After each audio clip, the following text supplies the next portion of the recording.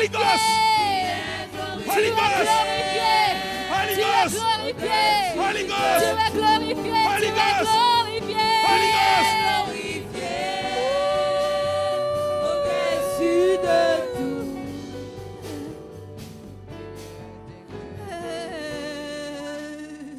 Au-dessus de tout, tu es élevé. Au-dessus de tout, toi, tu es le même, mon roi. Tu n'as pas changé. Tu es le maître des maîtres.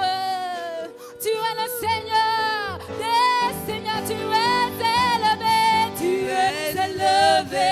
Tu es élevé. Au-dessus de tout. Tu es élevé. Tu es élevé.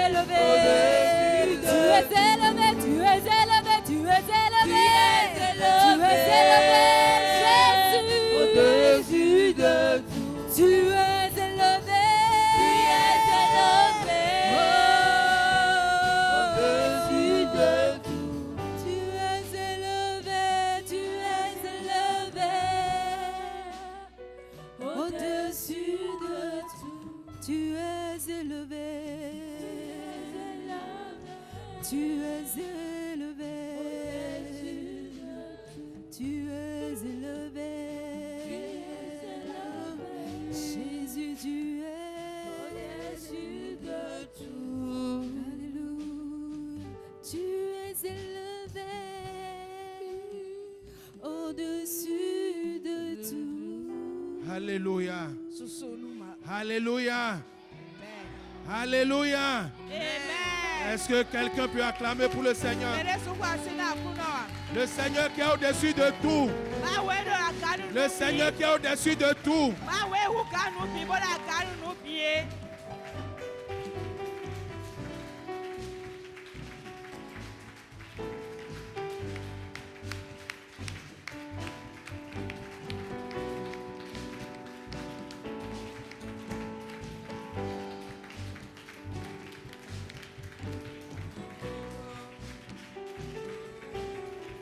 Alléluia.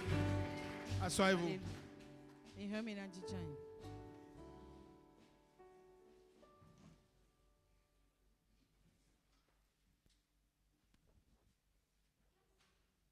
Alléluia. Alléluia. Alléluia. Est-ce que quelqu'un peut acclamer pour le Seigneur?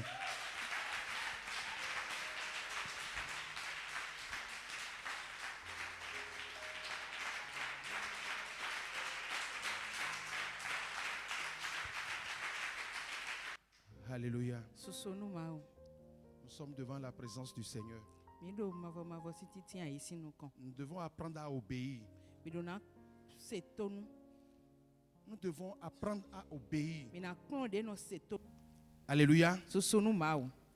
Le monde aujourd'hui dans lequel nous sommes, les réseaux sociaux ont pris le cœur, ont pris nos cœurs. Quelqu'un peut être sur WhatsApp ou bien sur YouTube ou bien sur quelque chose pendant 3 heures de temps. Mais dis-lui, lis la parole de Dieu pendant 5 minutes. Il ne pourra pas.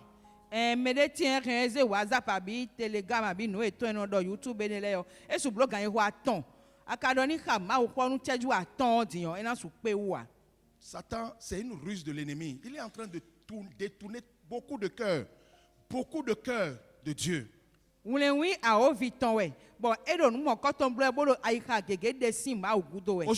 au niveau de la jeunesse, ce n'est pas seulement la jeunesse, même toute personne, je vais dire, Satan est en train de détourner beaucoup de cœurs. On n'a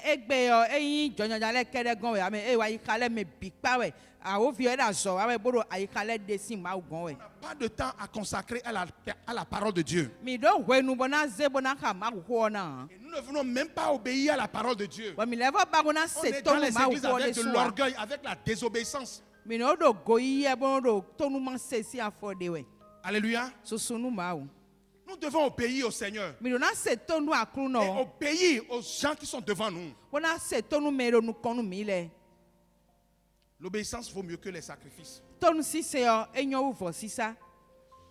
Votre parole n'a aucune puissance. Votre parole ne peut pas transformer quelque chose. C'est la parole de Dieu qui transforme. C'est la parole de Dieu qui transforme et qui apporte des changements. Parce qu'elle est la lumière. Et toute chose a été créée par elle. C'est une parole qui crée les choses.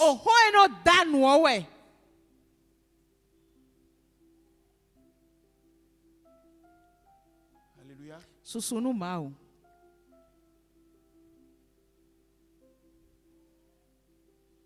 La parole de Dieu nous dit,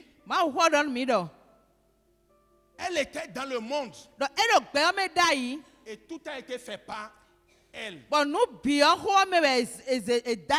monde ne l'a point reçu. Nous refusons de recevoir la parole. Est-ce qu'on peut lire ça ensemble? 1, 2, 3. Pour les incrédules dont le Dieu de ce siècle a aveuglé l'intelligence afin qu'ils ne vissent pas briller la splendeur de l'évangile de la gloire de Christ qui est l'image de Dieu. Arrête-toi là. Vous avez compris? Le prince de ce siècle fait quoi? Le prince de ce siècle, il aveugle l'intelligence des hommes. Et les hommes, ils ne voient pas briller la splendeur de l'évangile. Satan aveugle les gens. Il couvre l'intelligence des hommes. Pour empêcher les hommes de recevoir la parole de Dieu en eux. C'est pourquoi dans les églises, les gens ne gardent plus la parole de Dieu.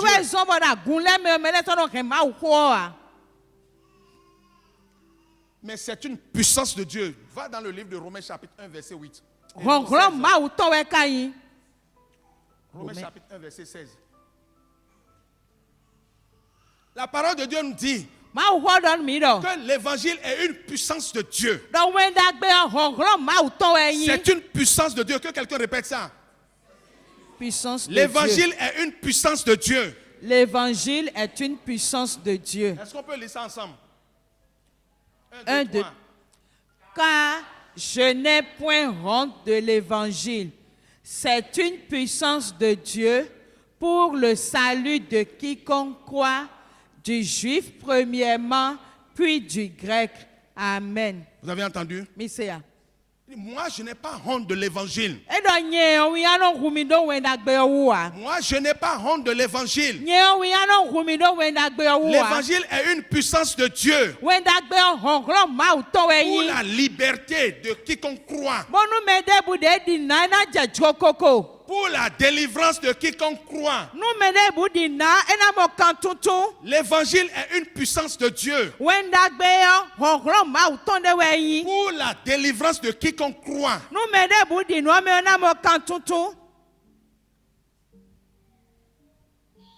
Tu pries pour que tu sois délivré.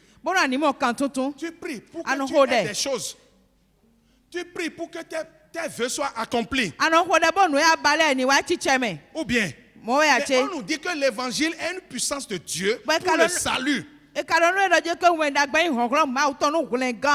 Donc, l'évangile est une puissance de Dieu pour que tu obtiennes tout ce que tu veux. L'évangile, c'est l'évangile qui va te permettre d'accéder à ce que tu veux. Le salut qu'on met ici, ça peut être la délivrance, la bénédiction, la guérison, tout ce que tu veux. L'évangile, c'est une puissance de Dieu. Faut dire à celui qui est à côté de toi, je n'ai point honte de l'évangile.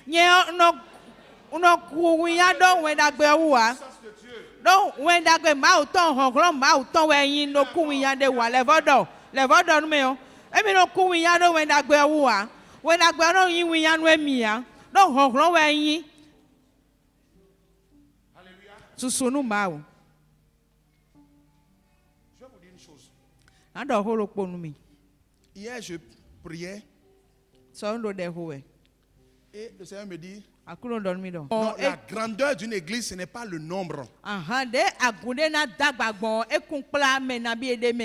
Mais si les gens, même si vous êtes 10, et que tout le monde est élevé à une dignité, à un degré donné, c'est déjà une grande église.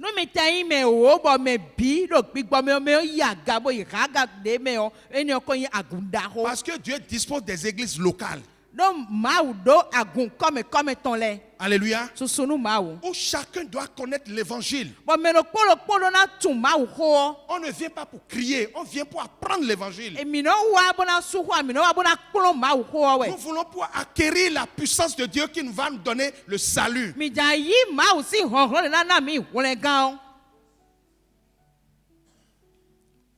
Alléluia.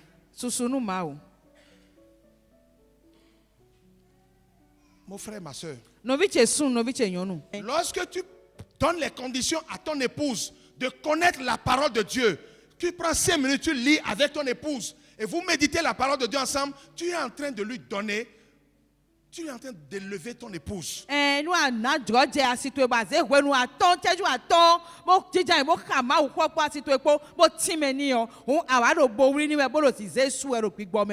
Alléluia.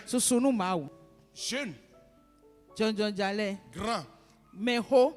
Le secret de la réussite, c'est la connaissance de la parole de Dieu. Prenez quelques minutes pour acquérir la parole de Dieu. C'est elle qui va faire que vous allez grandir. La parole de Dieu dit que ce n'est pas par la force ni par la puissance, mais par mon esprit. Les montagnes qui sont devant vous, les problèmes que vous aviez, si vous voulez que ces problèmes qui sont devant vous, il dit, ce n'est pas parce que vous aviez la puissance, ni parce que vous priez beaucoup, ni parce que vous aviez, je ne sais pas, mais c'est pas mon esprit. C'est par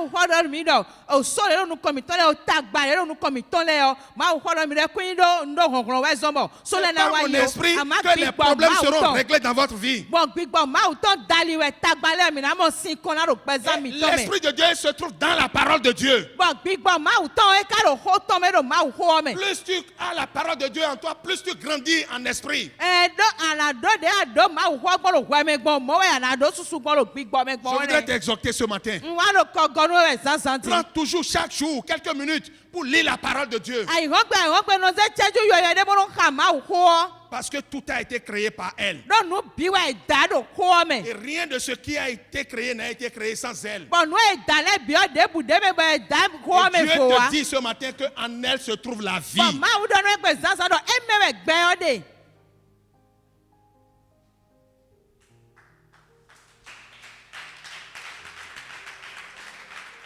Voir le chapitre 1 et le chapitre 2. Alléluia. On nous a défini la parole. Comment la parole est venue au milieu de nous. Comment elle est restée au milieu de nous. Comment elle est devenue une chair. Comment nous recevons de sa grâce. Et Jean a témoigné. Jean dit, celui qui m'a envoyé m'a dit. Celui sur qui tu vas voir l'esprit descendre du ciel et se reposer sur la personne, c'est celui-là qui est le Fils de Dieu. C'est lui qui est l'agneau de Dieu qui va sauver le monde de ses péchés. Il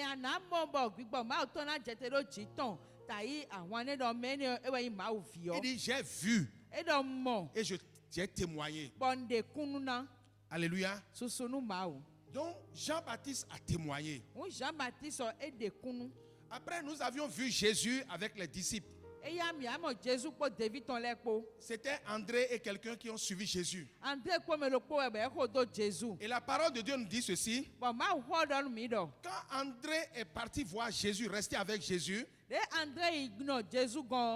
il a couru pour aller voir son frère. Il s'appelle Simon. Il a dit à Simon, nous avions vu le Messie. Et il a conduit Simon à Jésus. Quel est l'enseignement que nous tirons de là? Maintenant que toi tu as reçu Jésus, tu dois aller voir ton frère ou bien ta soeur pour lui dire que toi tu as vu le Messie. Quelqu'un qui ne connaît pas encore le Messie, tu vas le voir pour lui dire: moi j'ai eu maintenant le Messie. Et tu vas conduire cette personne au Messie. Ça c'est l'évangélisation, ça. C'est l'approche de André. André est parti voir son frère. Va voir ton frère et ta soeur. Dis-lui que moi j'ai vu Jésus. Alléluia. Et dans cette maison, nous allons prendre l'approche d'André pour évangéliser. Chacun de nous va prendre rendez-vous avec son frère, un frère de sa famille, ou bien un frère. Alléluia. Et vous allez venir nous informer du rendez-vous. Nous irons voir ce frère avec toi et nous allons lui parler de Jésus ensemble. Pas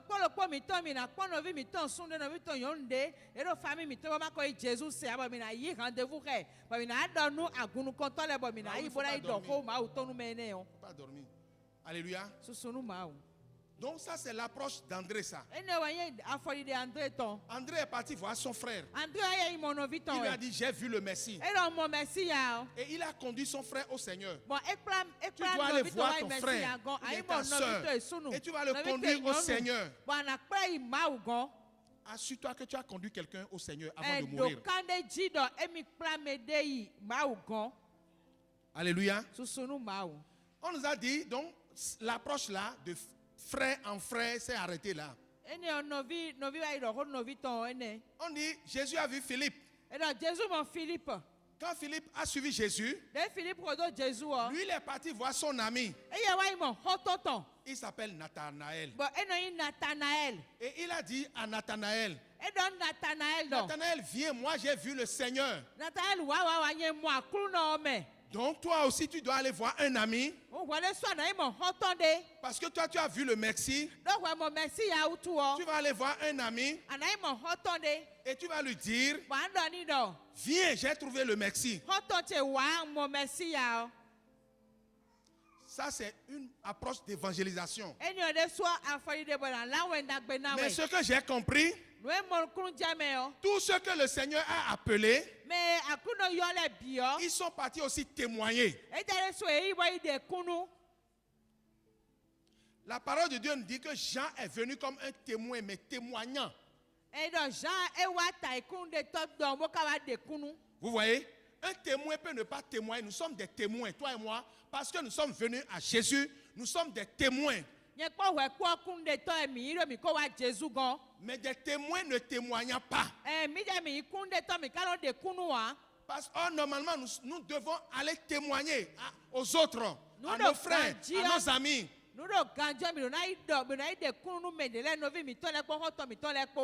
Alléluia. Assure-toi que tu es parti parler de l'évangile à quelqu'un, que tu l'as conduit au Christ. La grandeur dans le ciel, c'est ça. Le nombre d'âmes que tu as gagné pour le Seigneur. Madame, viens. Vous avez vu cette dame-là? Elle est plus grande que moi, non? Et viens, fidèle. Dépêche-toi, hein?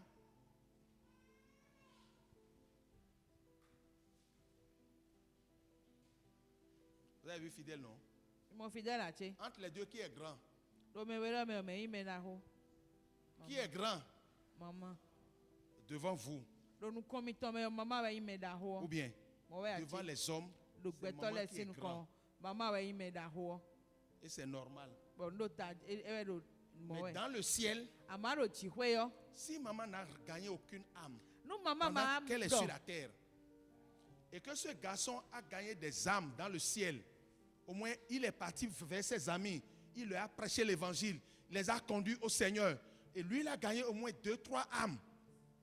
Dans le ciel, il est plus grand que cette dame. Nous maman on doit de ku banji tion e ba la we na gbe nu mede bo pra me wa Jesus go bo gren li don de gan bo fi pe vie lo fidèle ka do we na gbe ko ton le bo wule li don we aton gan e meda ho wu gan maman do se we. Alléluia. Susunu ma. Donc la grandeur dans le ciel, est-ce que c'est la même chose sur la terre? La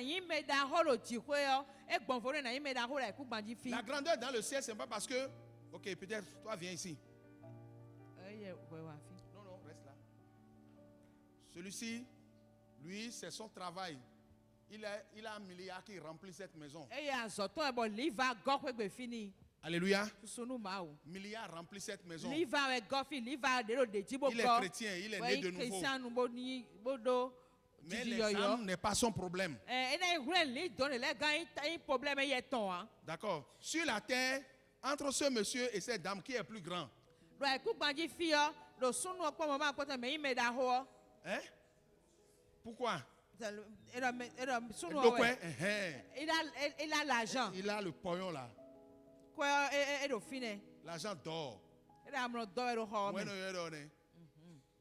Alléluia. Amen. Ça dit que l'argent, il a plein d'argent quoi.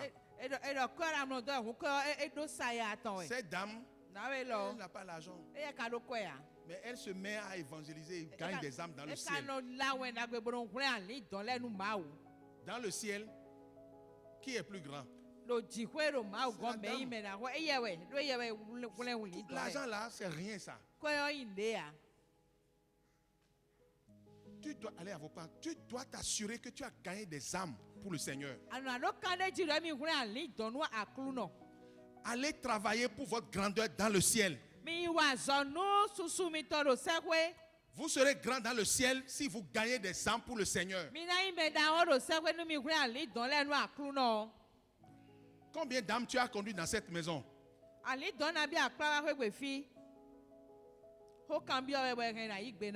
Combien d'âmes tu as conduit dans cette maison? Combien d'âmes tu as gagné pour le Seigneur? Toi, tu pries seulement, donne-moi de l'argent, donne-moi mari, donne-moi travail, donne-moi mari, donne-moi travail, donne-moi mari. Tout le monde n'est pas à marier. Ce n'est pas tous les hommes qui vont se marier. Et ce n'est pas toutes les femmes qui vont se marier. Mais travaille pour le ciel. Toi, tu dors. Hein?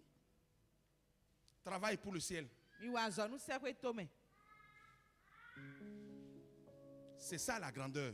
On a vu André. André est parti chercher quelqu'un. Ou bien on a vu Philippe. Philippe est parti chercher quelqu'un. N'arrêtez pas la chaîne. N'arrêtez pas. Vous, si vous n'allez pas conduire quelqu'un au Seigneur, vous arrêtez. Et je vais faire. Toi là, viens. Viens, reste devant moi là. Toi, viens rester ici. Vous avez vu? Moi, je suis Jean-Baptiste. J'ai témoigné. Alléluia. Elle est André. Elle a témoigné. Celui-ci est Philippe. Il a témoigné. Toi, viens. Reste là. Toi, si viens, reste ici. Restez ensemble. Voilà. Elle a témoigné. Voilà les deux.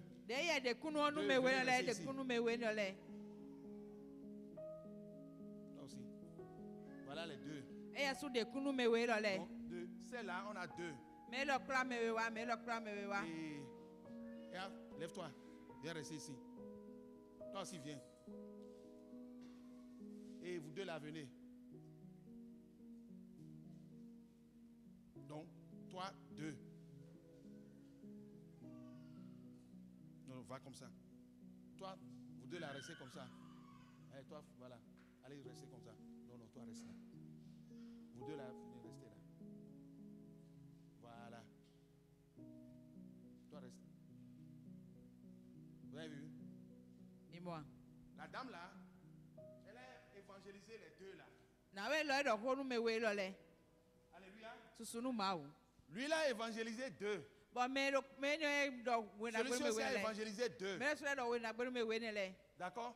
Donc ça veut dire que ici là, celui-ci aussi va évangéliser 2. Celui-ci aussi va évangéliser 2. Celui-ci aussi va évangéliser 2. Celui-ci aussi va évangéliser 2. Tous ceux-là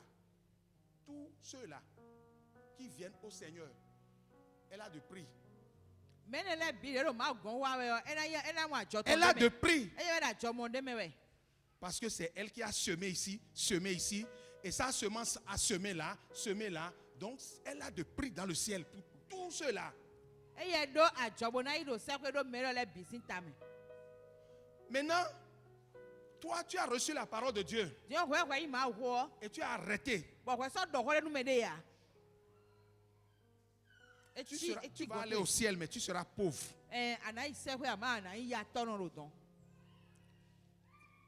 Alléluia. Il faut que tu ailles gagner des âmes pour le Seigneur. Allez à vos places.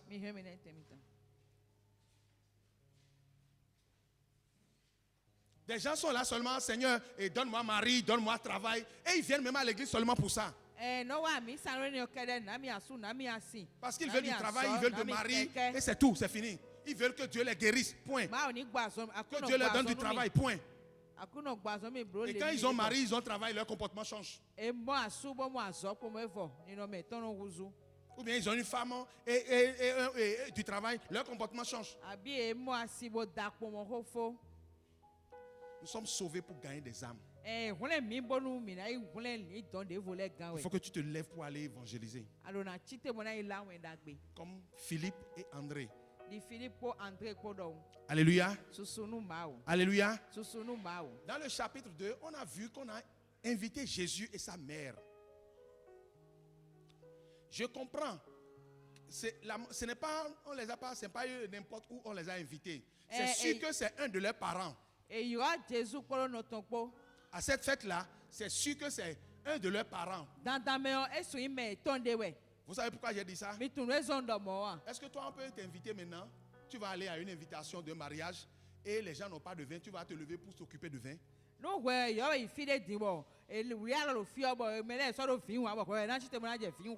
Tu es parti à un mariage, les gens n'ont pas de boisson. Toi, tu vas t'occuper. Ça va être une préoccupation pour toi. Tu vas aller dire à ton enfant, va aller amener de la boisson. Non. Donc, la maman a pris une part dans le mariage là. C'est comme ça que nous comprenons la parole de Dieu. Donc la maman a une responsabilité dans le mariage. C'est que c'est l'enfant de ses soeurs ou bien quelque chose comme ça. C'est pourquoi quand le vin est terminé, elle est allée voir Jésus pour dire, mais ils n'ont plus de vin. Et Jésus a dit, maman, il ne faut pas intervenir dans mon travail. Ne me dis pas ce que je dois faire. Mon heure n'est pas encore sonnée. Mais malgré ça, il a obéi à sa maman. Il a transformé l'eau en vin. Et de bon vin. Ce qui me paraît bizarre dans le texte là, quand ils ont fini la fête, et quand ils sont partis, il est reparti seulement avec ses disciples. Personne n'est né de nouveau. Les gens n'ont pas vu ce miracle. Et ils sont, même les serviteurs, ceux qui ont pris l'eau là et qui ont mis dans les jarres, ça ne leur a rien dit. Ils n'ont pas suivi Jésus. Toi,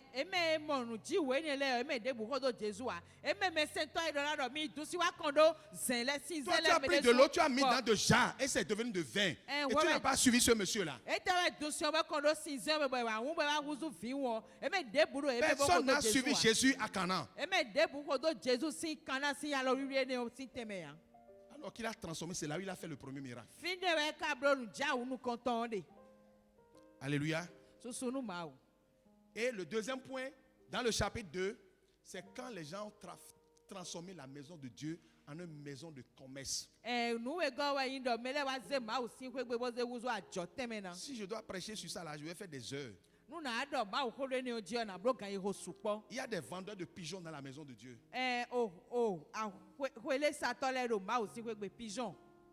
Alléluia. Il y a des trafiquants dans la maison de Dieu. Ils font du trafic. Ils trafiquent le mensonge. Il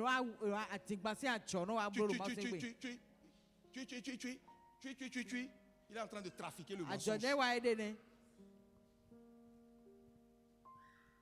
Il dit, ôtez de ma maison.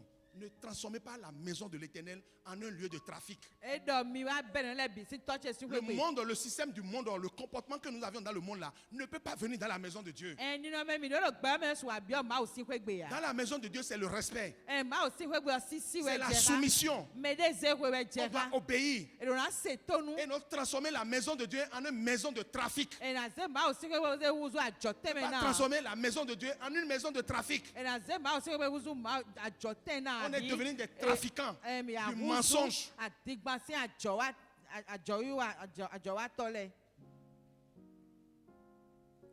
Alléluia. Jésus a balayé, dire sortez de la maison. Et tout à l'heure, quand on passait le film, je me suis posé cette question. J'ai dit, si Jésus a fouetté tous ceux-là et les a fait sortir, est-ce qu'au dernier jour, Dieu ne va pas frapper tous ceux qui sont désobéissants? Je me suis posé cette question. Si les trafiquants de la maison de son père, il les a fouettés pour dire sortez de ma maison. Les gens qui vont rester désobéissants jusqu'à leur mort. Les gens qui vont refuser la lumière, refuser la parole de Dieu. Qu'est-ce que Dieu va leur faire au dernier jour? Est-ce qu'il ne va pas les frapper? C'est la question que je me suis posée tout à l'heure. Si tu demeures désobéissant, qu'est-ce que Dieu va te faire au dernier jour? Ce qu'on a vu là, est-ce que c'est dans le monde que Jésus les a frappés? Ils étaient où? Ils étaient dans le temple. C'est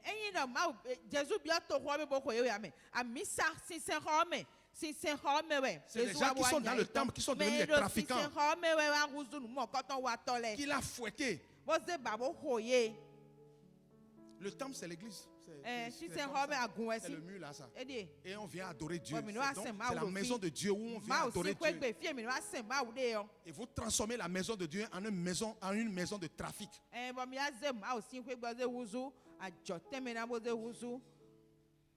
Adjo à Digbanton. Adjo à Galiléton. Alléluia. Amen. Il y a des gens qui sont dans la maison de Dieu et qui se livrent à la prostitution, à la fornication. Et ils vont même chercher des gens qui sont dans la maison de Dieu.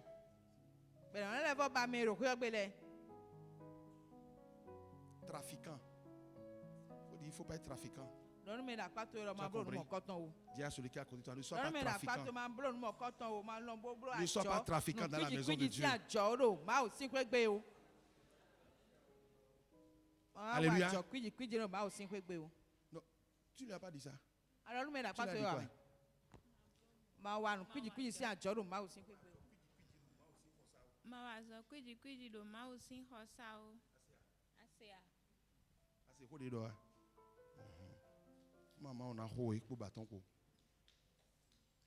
Alléluia. Et à la fin de ce chapitre 2, on dit Jésus a fait beaucoup de miracles à Jérusalem. Et beaucoup de gens ont cru à Jésus. Mais il ne s'est pas fié à eux. Parce qu'il les connaissait. Il n'a pas besoin qu'on lui parle d'un homme. Parce que Jésus connaissait les hommes. Il connaît le cœur de tous ceux qui sont assis là maintenant. Mais moi, je ne connais même pas le cœur d'une seule personne ici. Mais Jésus connaît le cœur de tous ceux qui sont assis ce matin. Il connaît ton cœur.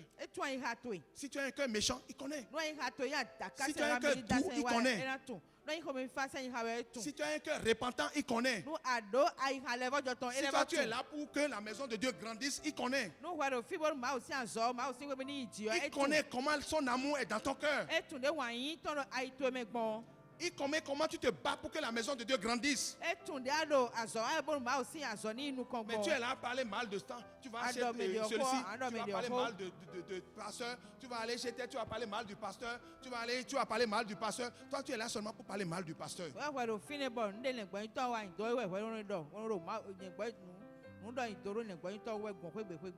Alléluia. Trafiquant du mensonge. Alléluia. Jésus connaît ton cœur. Moi, je ne connais pas ton cœur. Tu es là à dénigrer cette dame. Elle n'a rien fait, mais tu parles d'elle mal partout. Juste pour la salir son nom. Tu as vu cette fille-là? C'est un démon. Tu as vu parce qu'elle fait le dimanche passé là. Il y a un démon qui est en elle. C'est ton problème. Si elle a un démon, c'est ton problème. Il faut t'occuper de toi-même. Si c'est un démon A qu'elle est là, toi tu as un démon B+. Parce que c'est ton démon B+ là qui te pousse à aller parler mal d'elle. Mais tu ne vois pas ça, tu parles de démon A qui est en elle. Alléluia. Amen. Jésus ne se fiait pas. Il connaissait tous les hommes qui étaient assis. Nous sommes ici pour le salut de notre âme. Que chacun travaille pour le salut de son âme. Ne s'occupe pas de l'autre. Ne parle pas mal de l'autre.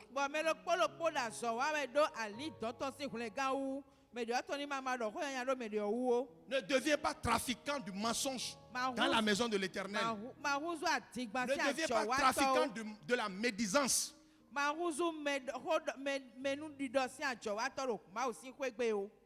Aujourd'hui, il y en a plein dans les églises. Il sort d'ici, il va commencer par parler mal de l'autre. Et quand tu vas voir, c'est lui qui est en train de prier pour que les démons sortent.